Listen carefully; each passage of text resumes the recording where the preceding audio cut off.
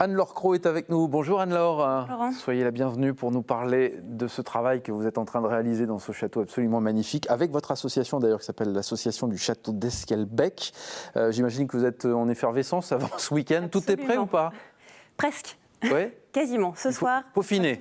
C'est ça. Il faut juste peaufiner les derniers détails. Alors, c'est quand même une grande première pour vous parce que le château d'Esquelbecq, il a été fermé pendant 35 ans. 34 ans. 34 ans précisément. Vous avez rouvert les jardins l'année dernière. Et là, cette année, vous allez ouvrir une partie de l'intérieur du château d'Esquelbecq. Voilà, c'est ça. Pour nous, ces journées du patrimoine sont très symboliques parce que pour la toute première fois, on va ouvrir le rez-de-chaussée, les salons du château au public. Le château, en fait, il se situe au milieu des douves. Et pour la première fois, les visiteurs ils vont pouvoir traverser ce pont, franchir la grille et puis accéder au salon du rez-de-chaussée. Alors, on voit ces quelques images magnifiques de ce château d'Esquelbecq. Il a quoi de particulier? Il a quoi de magique, finalement, ce château? Voilà, il a tant de choses de magiques. Déjà, sur ce lieu, on peut lire toutes les grandes périodes de la grande histoire avec un grand H. C'est-à-dire qu'il y a les bases médiévales du château. Après, on retrouve, par exemple, la Renaissance, notamment avec son jardin flamand typique de la Renaissance. Et puis, il y a un bunker de la Seconde Guerre mondiale dans les communs. Et puis, même dans les greniers, on retrouve des dessins qu'ont fait les soldats allemands pendant la Seconde Guerre mondiale quand ils avaient occupé le château. Alors, Anne-Laure, est-ce qu'il y a des fantômes au château d'Esquelbecq? Non, il n'y a pas de fantômes. Il y a certainement des princesses et des princes. Il y a des princes et des princesses. Alors c'est un vrai travail extraordinaire que vous avez réalisé dans ce château. Alors on replante un petit peu le décor. En fait, c'est le château de la famille de... Alors Johan, on dit Johan. Johan. Johan, qui a hérité ce château-là. Et en fait, il était dans quel état, le château? Alors c'est la famille Morale et le château, la famille l'a acquis en 1945, juste après la guerre, et le château était tout à fait en bon état, mais, avec quelques dégâts liés au conflit. Et quand Johan a décidé de reprendre en main cette propriété, c'était il y a 2 ans et demi, et là il avait une propriété qui était encore en devenir, c'est-à-dire qu'en 1984, un grand donjon de 40 mètres s'élevait au milieu de la cour du château et s'est écroulé un lundi matin, subitement. Alors on a une image du château voilà, donc oui, on peut dire qu'il n'est pas en bon état. Voilà, donc ça, c'était après cet effondrement. Donc vous voyez, il y a toute une partie du château qui s'est écroulée et qui est d'ailleurs tombée dans les douves. Donc à l'intérieur, il y avait évidemment des très beaux objets. Il y avait même un petit musée qui avait été constitué par la famille de Johan avant, et donc avec plein de pièces qui ont été perdues dans ce désastre. Et depuis donc 1984, la famille Morale, avec le soutien de fonds privés, publics, a réussi à reconstruire cette aile.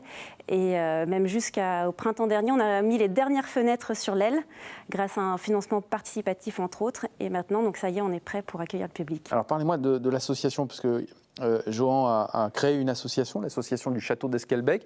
Elle sert à quoi, cette asso? Alors elle sert tout d'abord à faire revivre ce lieu. On crée des événements, on a créé des balades au flambeau cet été et l'été dernier. On a fait des installations d'œuvres contemporaines dans les jardins exactement. On fait aussi un jardin en permaculture où là on peut retrouver des espèces de légumes oubliés et des fruitiers centenaires. Et puis on organise des événements très ponctuels comme la fête des plantes aussi qu'on a réalisée au printemps dernier. L'idée c'est de récolter des sous, j'imagine aussi, pour c'est de faire récolter vivre des sous. Donc évidemment l'entrée est payante, mais chaque euro récolté est réinvesti, réemployé pour recevoir le public justement. En préparant ce rendez-vous, vous me disiez on est dans notre association, il y a plein de talents et chacun vient apporter sa petite pierre à l'édifice, quoi. C'est ça. On est une dizaine vraiment de membres ultra actifs.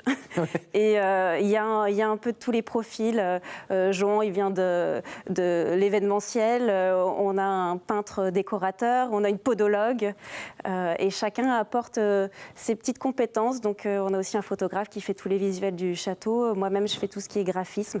Voilà. Et du coup, on est une petite communauté, mais qui va de l'avant et où il y a beaucoup de générosité. Et qui est motivé. Ouais. Et passionné. Qu'est-ce qui vous a amené là-dedans, vous, Anne-Laure? Qu'est-ce qui vous a finalement séduit dans ce château?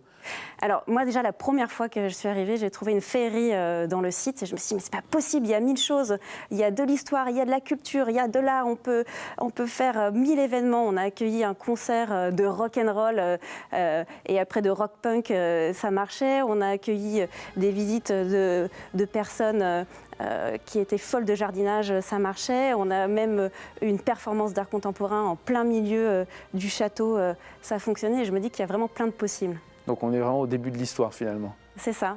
Bon, on viendra donc vous voir hein, dans ce château absolument magnifique. Alors en attendant, pour les Journées européennes du patrimoine, vous allez accueillir le public. C'est quoi le programme ?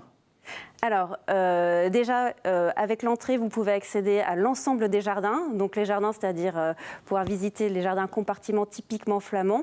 Et puis, découvrir les différentes œuvres d'art contemporain qui jalonnent le parcours.